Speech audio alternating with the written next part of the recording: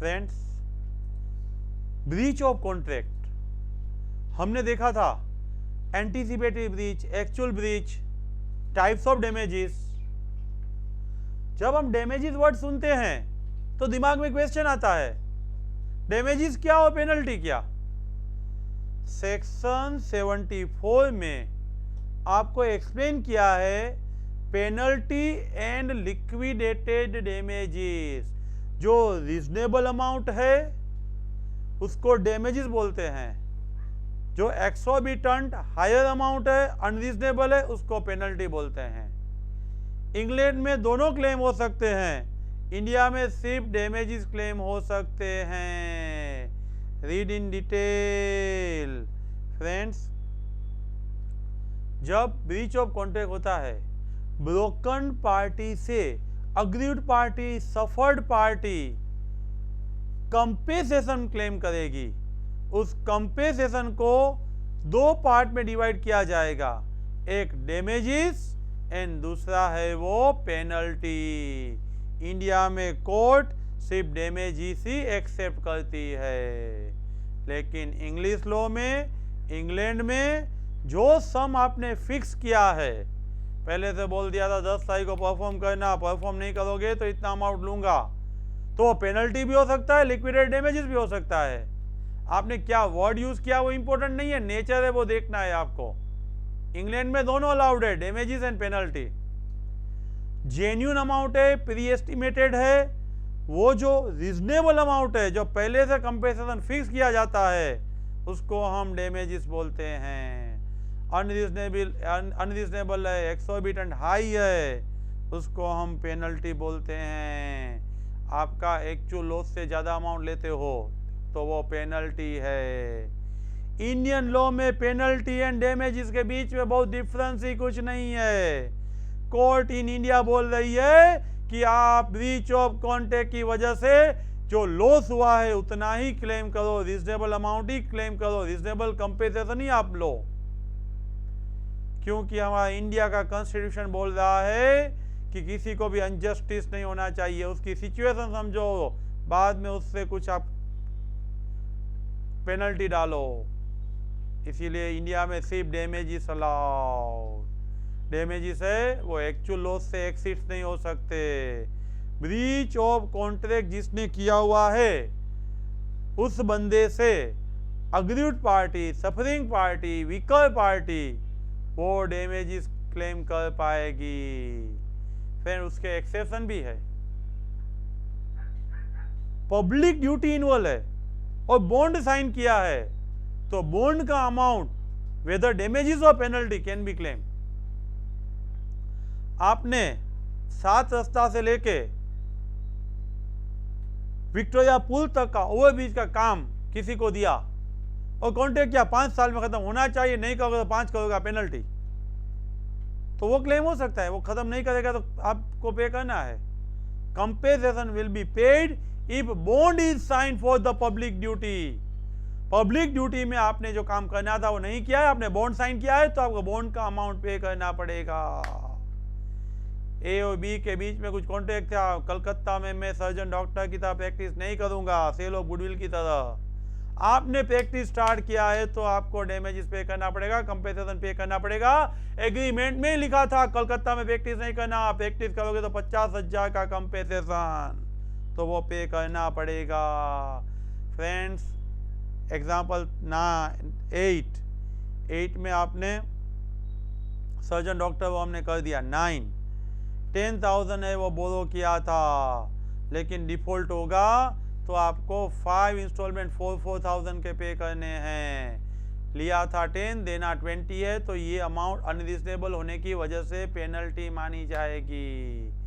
10,000 का आपने बोरोइंग किया था, बोला था 5 इंस्टॉलमेंट 2,000 का पे करूंगा, इसमें कहीं भी एक भी इंस्टॉलमेंट में डिफॉल्ट हुआ तो पूरा अमाउंट इमीडिएटली ड्यू हो जाएगा, वो डैमेजेस है। सेम अमाउंट होने की वजह से वो डैमेजेस है। 9th में अमाउंट डबल हो जाती है तो that is a penalty. Distinction between the liquidated damages and penalty most important for the examination point of view। हमारे दिमाग में दोनों सेम ही है, कॉमन मीनिंग निकलता है damages and penalty. But there is some distinction, थोड़ा उसमें डिफरेंस है। उसमें क्या डिफरेंस है? देखो, whatever you are paying that is a large amount, वो डैमेजेस से एक्सेस है तो वो पेनल्टी नेचर है।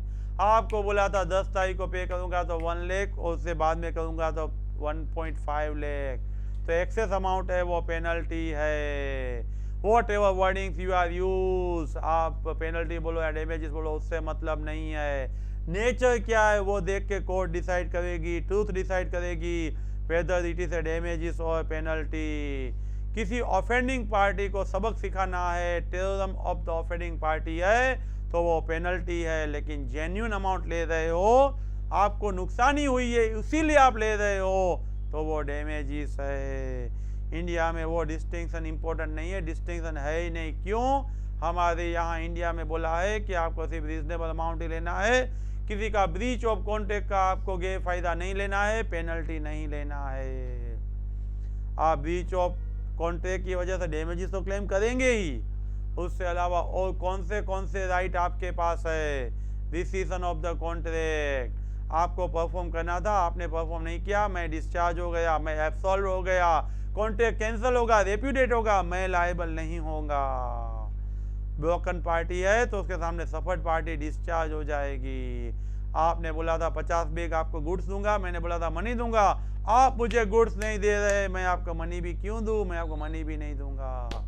Quantum meruit as much as earn, जितना फायदा हुआ है उतना तो पे करो। आपने बोला था 100 बैग्स दूंगा, आपने मुझे 50 दिया, मैंने ले लिया, तो डिविजिबल कॉन्ट्रैक्ट है, मुझे 50 बैग का तो पेमेंट आपको करना ही पड़ेगा। मैंने कुछ रेम्यूनरेशन डिसाइड नहीं किया था, आपको service as per your deserve आपकी इच्छा से दी हुई है तो मैं आपसे कलेक्ट कर पाऊंगा। मुझे जो लीगली बाउंड था वो मैंने लीगली बाउंड किया है, करने का प्रयास किया है, तो मैं आपसे डैमेजेस क्लेम कर पाऊंगा। एक बार मैंने लीगली बाउंड काम किया हुआ है तो मैं डिस्चार्ज हो गया, और मैं डिफॉल्ट नहीं किया है तो आपसे डैमेजेस क्लेम कर पाऊंगा। क्वांटम मेरिट का सिंपल मीनिंग, जितना फायदा लिया है उतना तो पे करो। देखो, कॉन्ट्रैक्ट डिविजिबल है, कॉन्ट्रैक्ट डिविजिबल है तो party not at fault can claim although work is not complete, लेकिन इंडिविजिबल है तो काम खत्म हुआ है, कंप्लीट हुआ है तो ही डैमेजेस क्लेम होगा। बेड वर्क है, एज पर कॉन्ट्रैक्ट नहीं है तो उसका अमाउंट काट लो, लेकिन आपको पेमेंट तो करना ही पड़ेगा। क्वांटम मेरिट में जितना फायदा हुआ है उतना रिटर्न करो। कॉम्पेंसेटरी नेचर है, रिस्ट्यूटरी है। मैं आपने बोला था कि बॉम्बे में 10 बोतल विस्की और 2 बोतल ब्रांडी दूंगा, आपने सिर्फ मुझे ब्रांडी दिया तो मुझे ब्रांडी का पेमेंट तो करना ही पड़ेगा। जितना फ़ायदा लिया है उतना तो पेमेंट करना ही पड़ेगा। ठीक है, आप विस्की नहीं दे रहे उसका डैमेजेस क्लेम करूंगा, लेकिन ब्रांडी है उसका तो पेमेंट करूंगा ही करूंगा। क्वांटम मेरिट में आपको जितना फायदा हुआ है उतना प्रोपोर्शनेट पे करो। दो सिचुएशन, डिविजिबल कॉन्ट्रैक्ट है तो एंड इंडिविजिबल है एंड फुल्ली कंप्लीट है तो। एग्रीमेंट वॉइड, बॉम्बे में 100 बोतल दारू का कॉन्ट्रैक्ट किया था, 50 बोतल सप्लाई की और बाद में प्रोहिबिशन आ गया तो 50 बोतल का पेमेंट तो करना ही पड़ेगा। Although contract is void but benefit received है तो पेमेंट करना पड़ेगा। हमने जो काम किया है वो ग्रेटिट्यूड नहीं होना चाहिए, वॉलंटरी नहीं होना चाहिए, हमारा सिर्फ उसको सेवा करने का इरादा नहीं होना चाहिए। एक्सप्रेस है या इम्प्लाइड है, जो रेम्यूनरेशन रीजनेबल है, जो फिक्स किया है वो तो पेमेंट करना ही है। जब वन पार्टी अबेंडन करेगी, रिफ्यूज करेगी, परफॉर्म नहीं करेगी तो दूसरी पार्टी एब्सॉल्व हो जाएगी एंड कंपेंसेशन क्लेम करेगी। लेकिन ई पॉइंट में बोला है डिविजिबल कॉन्ट्रैक्ट है तो जितना फायदा लिया है, 5 रूम का पीओपी करना था आपने 3 रूम का किया तो उसका तो मुझे पेमेंट करना ही पड़ेगा। इनडिविजिबल है, यही 1 रूम का पीओपी करना था आपने कंप्लीट किया है, इस पर मुझे बोला था, आपसे बात हुई थी, ऐसा नहीं किया है तो जितना डिफॉल्ट है उतना काट के मैं पेमेंट करूंगा। याद रखो, डिविजिबल में party not at fault and indivisible में whole work minus bad work will be refund, will be paid. देखो 12 एग्जांपल दिया है, आपको जो करना था वो कंप्लीट ड्यूटी आपने कर डाला है, तो आपको जो ड्यूटी कंप्लीट की है उसका पेमेंट मुझे करना पड़ेगा। 13 में 100 बैग में से 50 बैग दी है तो 50 बैग का पेमेंट करना है। काउंटर मेरिट के बाद सूट फॉर स्पेसिफिक परफॉर्मेंस, जहां पे डैमेजेस सफिशिएंट नहीं होते हैं वहां पे आप स्पेसिफिक परफॉर्मेंस बोल सकते हैं। जतिन की जब जया के साथ फर्स्ट टाइम धूमधाम से जब बारात आई थी, शादी थी, रिसेप्शन था, तब उसने डेयरी वाले को आइसक्रीम का ऑर्डर दिया था, वो भूल गया था, शाम को बोला मैं नहीं पहुंच पाऊंगा, तो वो नाइट कोर्ट में जाएगा, बोलेगा एक ही बार धूमधाम से शादी होती है, मुझे आइसक्रीम चाहिए ही चाहिए, स्पेसिफिक परफॉर्मेंस आप किसी भी प्राइस में ले आओ, लेकिन मुझे आइसक्रीम चाहिए। जहाँ पे डैमेजेस सफिशिएंट नहीं है वहाँ पे आप उसको बोल सकते हैं आपको परफॉर्म करना ही पड़ेगा suit for specific performance, suit for injection. आपने बोला था एक्स प्रोड्यूस नहीं करूंगा, मैंने बोला था वाई प्रोड्यूस नहीं करूंगा, मैंने वाई स्टार्ट कर दिया, आप कोर्ट में जाके नेगेटिव ऑर्डर लेके मुझे रिस्ट्रिक्ट कर सकते हो, मना हुकम नेगेटिव नहीं करो, सूट फॉर इंजेक्शन। एक्स ने बोला था वाई को तू प्रोड्यूसर है, तेरे साथ ही मैं फिल्म बनाऊंगा, लेकिन बाद में जेड के साथ स्टार्ट किया, तो वाई कोर्ट में जाके एक्स को मना करवा सकता है। ए सिंगर था, उसने बोला था 2 महीने तक तेरे ही थिएटर में आके मैं गाऊंगा, लेकिन वो दूसरी जगह जाने लगा, आप उसको रिस्ट्रिक्ट कर सकते हो, मना कर सकते हो। राइटफुली कॉन्ट्रैक्ट रिसाइन किया है तो भी कंपेंसेशन तो मांगना ही मांगना है। आपने बोला था वो नहीं किया है, उसकी वजह से मुझे नुकसानी हुई है, तो मैं आपके स्यू करूंगा ही।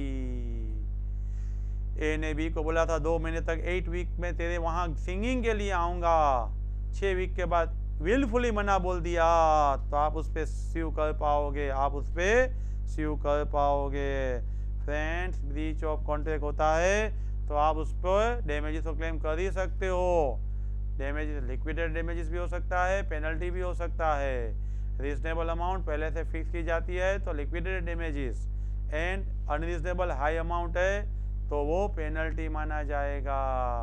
बाद में कॉन्ट्रैक्ट को रिसाइन कर सकते हो, स्पेसिफिक परफॉर्मेंस करवा सकते हो, आप इंजेक्शन यानी उसको मना भी कर सकते हो। तो ये सब राइट है आपके फ्रेंड। ये तो रिवीजन वीडियो है और एग्ज़ाम के अगले मंथ में रिवीजन में आपको काम आएंगे। Subscribe this channel, share this channel, सभी वीडियोस आपको इन हर एक सब्जेक्ट मिलते रहेंगे। Thank you very much.